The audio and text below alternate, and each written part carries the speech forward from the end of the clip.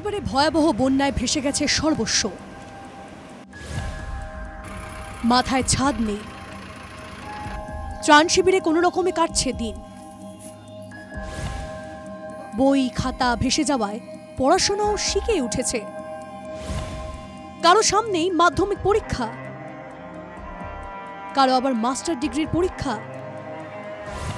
কিন্তু পড়াশোনা নেই, পরীক্ষা দেবে কিভাবে ময়নাগুড়ির আমগুড়ির মমতা বিশ্বজিৎ, রজতরা? তাদের আশঙ্কা এবছরের হয়তো পরীক্ষাটা আর দেওয়া হবে না। ওই খাতা যে সমস্ত জিনিস ছিল সেগুলো এখন কি অবস্থা? সেগুলো কোথায় ভাসে নিয়ে গেছে সেটা খুঁজেও পাইনি এখনো পর্যন্ত। তো সরকার থেকে তোমাকে বই খাতা কিছু দেয় নাই? না, দেয়নি। বন্যার পর থেকে তো একদিনও এখনো বই কিছু পড়ি নাই, বইটাই হ্যাঁ। এখন ভাবছি পরীক্ষা দিব কিনা, বাদের উপরে কিরকম করে পড়াশোনা করবো, বই খাতাও এখনো হাতে নেই। এবার মাধ্যমিক দিব, সাইকেল থেকে বই খাতা সব চলে গেছে।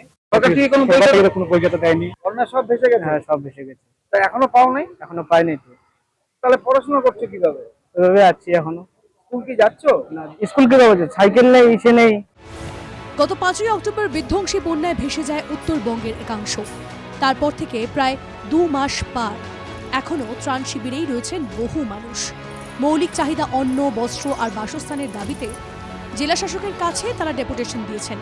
কিন্তু এসবের মাঝে ঢাকা পড়ে গেছে পড়ুয়াদের সমস্যা।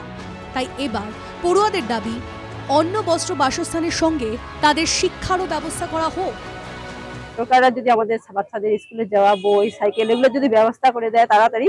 সামনে তো মাধ্যমিক পরীক্ষা, আমার বড় মেয়ে হচ্ছে সামনে মাধ্যমিক পরীক্ষা দিবে, কিন্তু তাদের তো এখন বর্তমান পড়াশোনা একদমই বন্ধ বাড়িতে।